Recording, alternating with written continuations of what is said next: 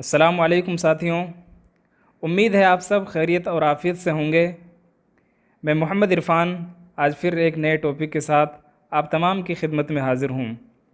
بہت سارے ساتھیوں کی شکایت رہی کہ سر آپ نے ہماری تیاری ادھوری چھوڑ دی، بیچ میں ہمیں چھوڑ دیا۔ ساتھیوں ایسا نہیں ہے، میں کسی مشغولی کی وجہ سے کلاسیں نہیں لے سکا۔ اب انشاءاللہ کوشش کریں گے آپ کی کلاسیں برابر چلتی رہیں، ریگولر چلتی رہیں، اور آپ بھی دعا کریں کہ بہت جلد آسانی سے ہمارا نصاب پورا ہو جائے۔ آج ہم علم بیان کے بارے میں بات کریں گے۔ علم بیان کیا ہے؟ علم بیان یوں سمجھ لیجئے شاعری کرنے کا ایک فن ہے۔ علم بیان جو ہے وہ شاعری کرنے کا ایک فن ہے۔ کلام دیکھیے، ایک ہوتا ہے علم بیان اور ایک ہوتا ہے علم عروض۔ علم عروض جو ہوتا ہے اس میں شاعری کو جانچا یا ناپا تولا جاتا ہے، وہ شاعری کو جانچنے پرکھنے کا فن ہے، اور علم بیان جو ہے یہ شاعری کو پیش کرنے کا فن ہے۔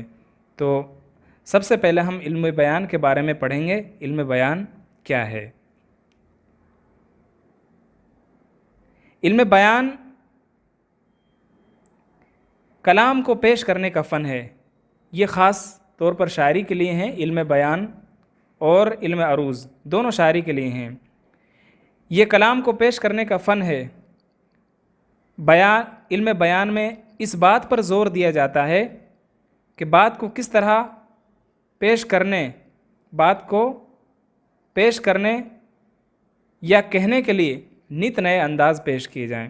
یعنی اس علم میں اس بات پر زور دیا جاتا ہے کہ شاعری کو کس طرح نئے نئے انداز میں پیش کیا جائے کہ وہ لوگوں کے دلوں تک پہنچ جائے، لوگوں کے دلوں میں اتر جائے اور لوگ اس کو سمجھنے لگیں۔ اس علم میں یہ سکھایا جاتا ہے کہ کسی بات کو کس طرح مختلف طریقوں سے بیان کیا جائے کہ ایک معنی دوسرے معنی سے زیادہ دلکش اور خوبصورت ہو۔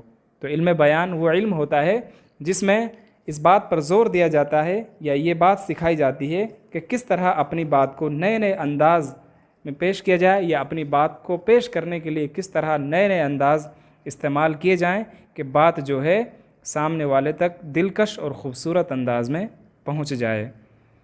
اب دیکھیے، اس کے کچھ آپ کا جو نصاب ہے صرف وہی چیزیں پڑھائیں گے آپ کو جو آپ کے نصاب میں ہیں۔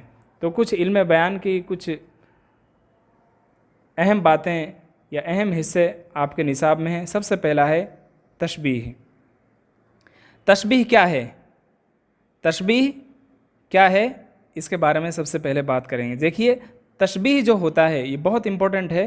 تشبیہ کے معنی ہیں لغوی معنی، یعنی اس کے شابدک ارتھ ہیں مشابہت یا تمثیل، یا آپ اپنی آسانی کے لیے ہندی میں سمجھ سکتے ہو تلنا۔ کلام میں ایک چیز کی تشبیہ یعنی ایک چیز کی مثال، یعنی جب شاعر شاعری کرتا ہے تو وہ کیا کرتا ہے کہ اپنی بات کو خوبصورت بنانے کے لیے وہ ایک چیز کی تلنا دوسری چیز سے کرتا ہے۔ جیسے وہ اپنے محبوب کی تلنا کس سے کرتا ہے؟ صنم سے کرتا ہے، یعنی پتھر کے بت سے کرتا ہے، پتھر کے مورت سے کرتا ہے۔ کبھی وہ اپنے دوست کو تشبیہ دیتا ہے، اس کی تلنا کرتا ہے پھول سے۔ تو اس طرح ایک چیز کی تلنا دوسری چیز سے کرنا، اس کو کیا کہا جاتا ہے؟ تشبیہ کہا جاتا ہے۔ کلام میں ایک چیز کی تشبیہ دوسری چیز سے دینا یہ تشبیہ کہلاتا ہے۔ جیسے ہم بولتے ہیں بچہ چاند کی مانند خوبصورت ہے، بچہ جو ہے چاند کی طرح خوبصورت ہے۔ کمرہ آئینے کی طرح چمک رہا ہے، عبداللہ شیر کی طرح بہادر ہے، خالد فرشتے جیسا ہے۔ تو یہاں دیکھیے بچے کی مثال چاند سے دی گئی ہے، کمرے کی مثال، کمرے کی تلنا آئینے یعنی شیشے سے کی گئی ہے، اور عبداللہ کی تلنا شیر سے کی گئی ہے۔ تو کلام میں ایک چیز کی تلنا دوسری چیز سے کرنا، اس کو تشبیہ کہا جاتا ہے۔ اب دیکھیے، بنیادی طور پر تشبیہ کے معنی مثال دینا ہے۔ تشبیہ کے معنی کیا ہیں؟ مثال دینا ہے۔ مثلا ہم کہہ سکتے ہیں کہ بچہ چاند کی مانند حسین ہے، یعنی چاند کی طرح خوبصورت ہے۔ حالانکہ بچے کی خوبصورتی بتانی ہو تو اتنا بھی کہہ سکتے ہیں کہ بچہ خوبصورت ہے۔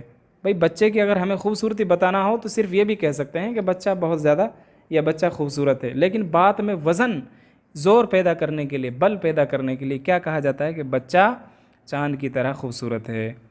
لیکن تشبیہ سے کلام میں فصاحت پیدا ہو جاتی ہے۔ چاند سا چہرہ، جیسے چاند سا چہرہ، اور مثالیں دیکھ لیجئے، چاند سا چہرہ، پتھر جیسا دل، پھول جیسے ہاتھ وغیرہ۔ اس طرح ہم بولتے ہیں چاند سا چہرہ ہے، اس کا فلاں کا دل تو پتھر جیسا ہے، تو اس کے دل کی مثال کس سے دی جاتی ہے؟ پتھر سے دی جاتی ہے۔ اب کچھ اشعار ہم نے یہاں جمع کیے ہیں۔ جہاں میں اہل ایمان صورت خورشید جیسے ہیں، اس دنیا میں ایمان والے جو لوگ ہیں وہ کس کی طرح ہیں؟ خورشید کی طرح ہیں۔ تو یہاں دیکھیے اہل ایمان جو لوگ ہیں ان کی مثال کس سے دی گئی ہے؟ خورشید یعنی سورج سے دی گئی ہے۔ ادھر ڈوبے ادھر نکلے، ادھر ڈوبے ادھر نکلے۔ تو آپ سے سوال اس طرح پوچھے جائیں کہ یہ شعر مان لو دے دیا جائے، آپ سے پوچھ لیا جائے اس میں کون سی صنعت کا استعمال کیا گیا ہے، تو کیا جواب ہوگا؟ تشبیہ کا استعمال کیا ہے۔ بہت مشہور شعر ہے ایک، ہستی اپنی حباب کی سی ہے، یہ نمائش شراب کی سی ہے۔ یعنی انسان کا جو وجود ہے، انسان کی جو ہستی ہے، انسان کی جو بناوٹ ہے، اس کی مثال ایک حباب سے دی گئی ہے۔ حباب کہتے ہیں بلبلے کو، حباب نہیں پڑھنا اس کو، حباب ہے یہ۔ ایک اور مشہور شعر ہے اسی کی طرح، ناز کی اس کے لب کی کیا کہیے، پنکھڑی ایک گلاب کی سی ہے۔ یعنی شاعر نے اپنی محبوب کے جو لب ہیں ان کی مثال گلاب کی پنکھڑیوں سے دی ہے۔ تشبیہ کے 4 ارکان ہوتے ہیں۔ تشبیہ کے 4 ارکان ہوتے ہیں، امپورٹنٹ سوال ہے یہ۔ تشبیہ کے کتنے ارکان ہوں گے؟ 4 ارکان ہوں گے۔ نمبر 1 مشبہ، دوسرا ہے مشبہ بہی، تیسرا ہے حرف تشبیہ، اور چوتھا ہے وجہ تشبیہ۔ مشبہ کہا جاتا ہے وہ شخص یا چیز جس کو تشبیہ دی جائے، یعنی جس کی تلنا کی جاتی ہے اس کو کہا جاتا ہے مشبہ۔ جس سے تلنا کی جاتی ہے اس کو کہا جاتا ہے مشبہ بہی، اور جس حرف کو بیچ میں لایا جاتا ہے اس کو کہا جاتا ہے حرف تشبیہ۔ اور چوتھی چیز جو ہوتی ہے وہ ہوتا ہے وجہ تشبیہ، یعنی اس کی تلنا کیوں کی جا رہی ہے۔ تو اس کے 4 ارکان ہیں۔ جیسے ایک شعر ہے یہاں، اس کی مدد سے ہم اس کو سمجھیں گے۔ ناز کی اس کے لب کی کیا کہیے، پنکھڑی ایک گلاب کی سی ہے۔ اس میں دیکھیے کس کی مثال دی گئی ہے؟ یہاں پر اس کے لبوں کی مثال دی گئی ہے۔ مشبہ وہ شخص یا چیز جس کو تشبیہ دی جاتی ہے، جیسے یہاں پر لب ہے، لبوں کو تشبیہ دی گئی ہے، یعنی گلاب کی جو پتیاں ہوتی ہیں، پھول کی جو پتیاں ہوتی ہیں ان سے مثال دی گئی ہے۔ دوسرا ہے مشبہ بہی، وہ شخص یا چیز جس سے تشبیہ دی جائے، یعنی جس سے تلنا کی جائے، جیسے یہاں پر پنکھڑی کیا ہے؟ وہ چیز ہے جس سے تشبیہ دی گئی ہے، یعنی جس سے تلنا کی گئی ہے۔ تیسرا ہے حرف تشبیہ، دیکھیے یہ الٹا ہو گیا ہے، یہاں پر اس طرح ہے، تیسرے میں چوتھا ہو گیا ہے، چوتھے میں تیسرا ہو گیا۔ حرف تشبیہ کیا ہوتا ہے؟ وہ حرف یا حروف جو تشبیہ کو ظاہر کرنے کے لیے استعمال ہوں، جیسے سی، یہاں پر کیا ہے؟ گلاب کی سی، کیسی کیسی، اس طرح یہ ایسے جو حروف ہوتے ہیں، جیسا، کیسا، ویسا، یہ تمام اس طرح کے جو حروف ہوتے ہیں ان کو کیا کہا جاتا ہے؟ حرف تشبیہ کہا جاتا ہے۔ اس کی وجہ کیا ہے؟ کیوں دی جا رہی ہے تشبیہ؟ مثال کیوں دی جا رہی ہے؟ وہ وصف یا خوبی جس کی وجہ سے مثال دی جائے اس کو وجہ تشبیہ کہا جاتا ہے۔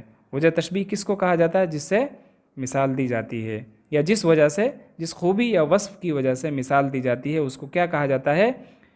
وجہ تشبیہ کہا جاتا ہے۔ جیسے یہاں پر کیوں دی جا رہی ہے؟ چونکہ جو محبوب ہیں شاعر کے، ان کے لبوں کی جو سرخی ہے اس کی وجہ سے مثال دی جا رہی ہے۔ چند اور حروف جو تشبیہ کو ظاہر کرتے ہیں، جیسا، ایسا، ویسا، سا، یوں، گویا، مانند، طرح، اس طرح کے جو الفاظ ہوتے ہیں وہ حرف تشبیہ کہلاتے ہیں۔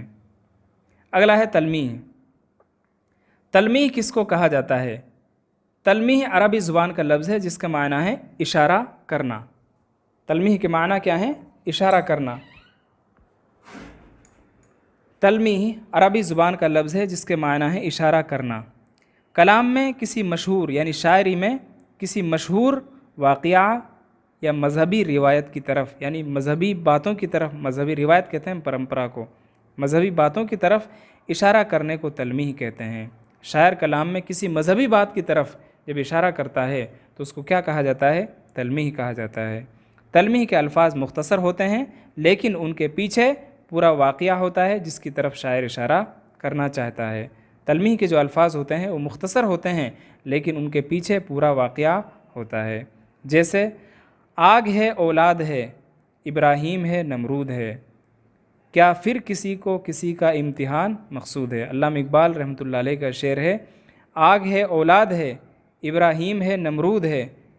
تو دیکھیے یہاں پر حضرت ابراہیم اور نمرود کے واقعے کے بارے میں اشارہ کیا جا رہا ہے۔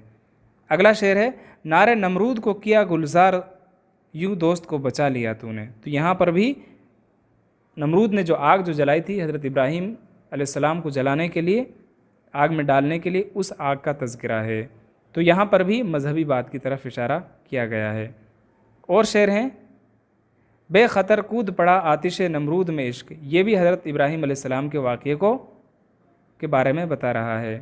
بے خطر کود پڑا آتش نمرود میں عشق، آتش نمرود یعنی نمرود کی آگ میں عشق جو ہے، یعنی ابراہیم علیہ السلام جو ہے اللہ کی محبت میں اس میں کود گئے آگ میں۔ عقل ہے محو تماشائے لب بام ابھی، یعنی عقل جو ہے اس سارے منظر کو دیکھ کر حیران ہے۔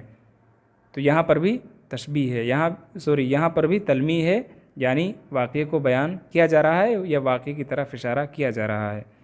کیا فرض ہے سب کو ملے ایک سا جواب، آؤ نہ ہم بھی سیر کریں کوہ طور کی۔ دیکھیے یہاں پر یہ غالب کا شعر ہے، جس میں مرزا غالب جو ہے وہ کہتے ہیں چلیے ہم بھی چلتے ہیں کوہ طور پر۔ یہاں کوہ طور کا ذکر ہے، کوہ طور وہ پہاڑی ہے جس پر حضرت موسیٰ علیہ السلام اللہ تعالیٰ سے ہم کلام ہوتے تھے، یعنی بات چیت کرتے تھے۔ تو وہاں پورا واقعہ ہے وہ کہ حضرت ابراہیم علیہ السلام اللہ تعالیٰ کی نور کی تجلی کو دیکھ کر بے ہوش ہو گئے۔ تو اس کے بارے میں یہ غالب کہہ رہے ہیں، کیا فرض ہے سب کو ملے ایک سا جواب، آؤ نہ ہم بھی سیر کریں کوہ طور کی، یعنی ایسا ضروری نہیں ہے کہ جو جیسا موسیٰ علیہ السلام کے ساتھ ہوا ویسا ہی معاملہ ہمارے ساتھ ہو، چلیے ہم کوہ طور پر چلتے ہیں، ہو سکتا ہے اللہ تعالیٰ ہمیں نظر آ جائیں۔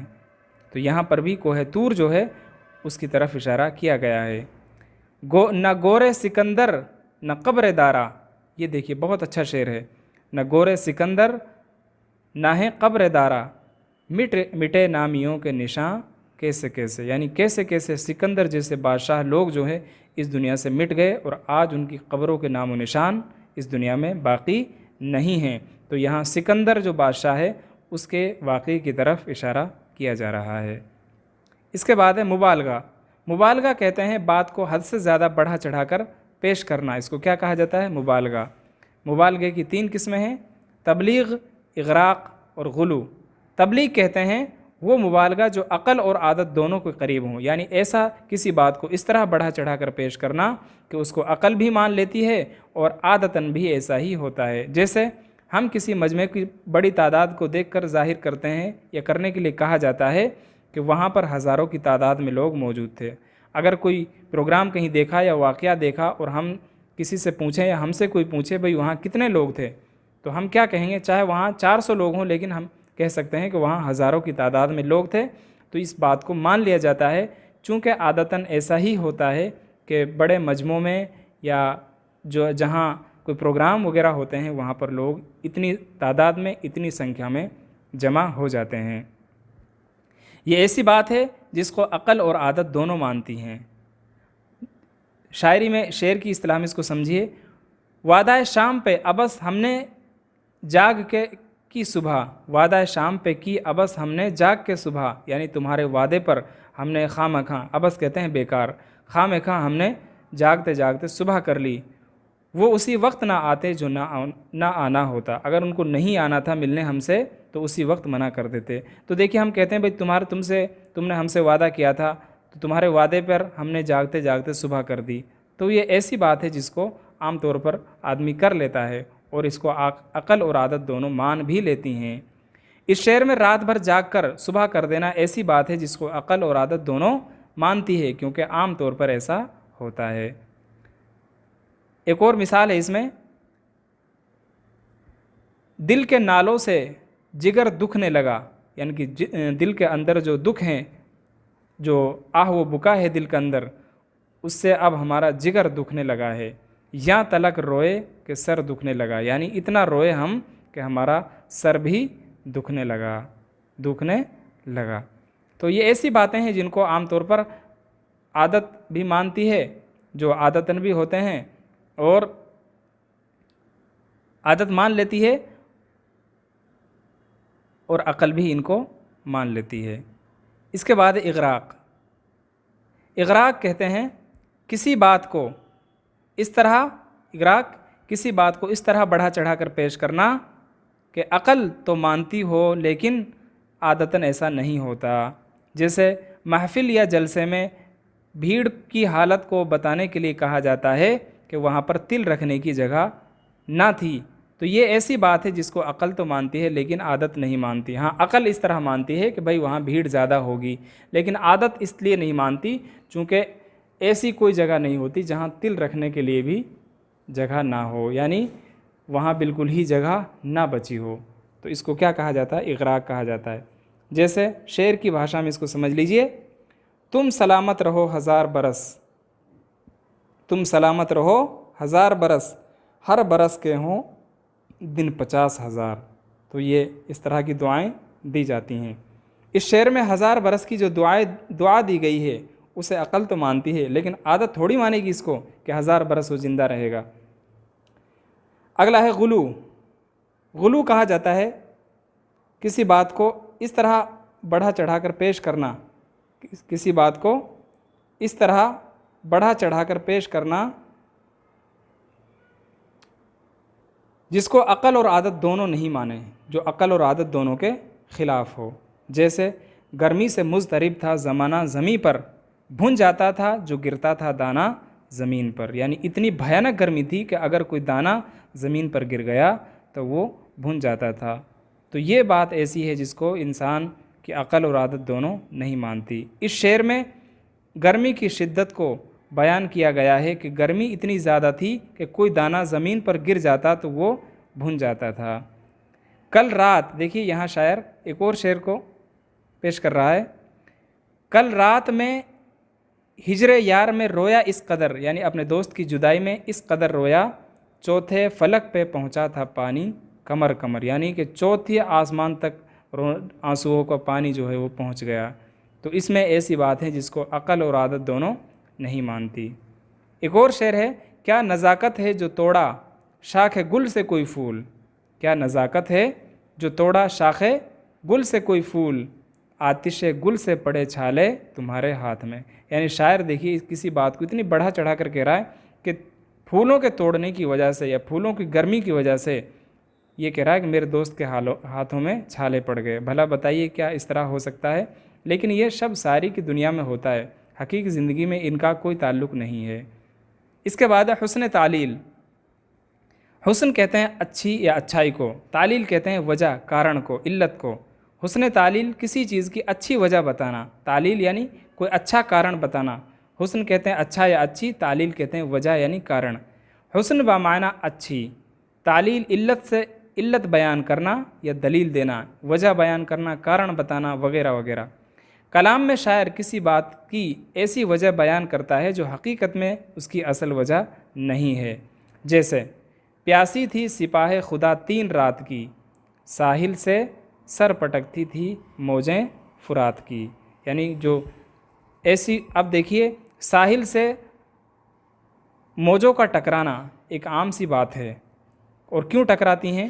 جب ہوائیں چلتی ہیں لہریں اٹھتی ہیں، لیکن شاعر اس میں کیا کہہ رہا ہے کہ اس لیے ٹکرا رہی ہیں کہ خدا کی جو فوج تھی یعنی حضرت امام حسین رضی اللہ تعالی عنہ اور ان کی جو فوج تھی وہ اتنی زیادہ پیاسی تھی کہ ان کی پیاس کی وجہ سے ساحل جو تھا وہاں موجیں آ کر دریائے فرات کی ٹکرا رہی تھی۔ تو فرات یہاں پر کیا ہے؟ ایک دریا کا نام ہے، تو اصل وجہ کو چھوڑ کر ایک دوسری وجہ یہاں پر بتائی گئی ہے۔ خدا جانے، ایک اور شعر ہے، خدا جانے صبح ہر روز کیا پیغام لاتی ہے۔ یہ تھوڑا ادھر ادھر ہو گئے الفاظ، پورا شعر جو ہے پنکتیاں برابر نہیں ہیں۔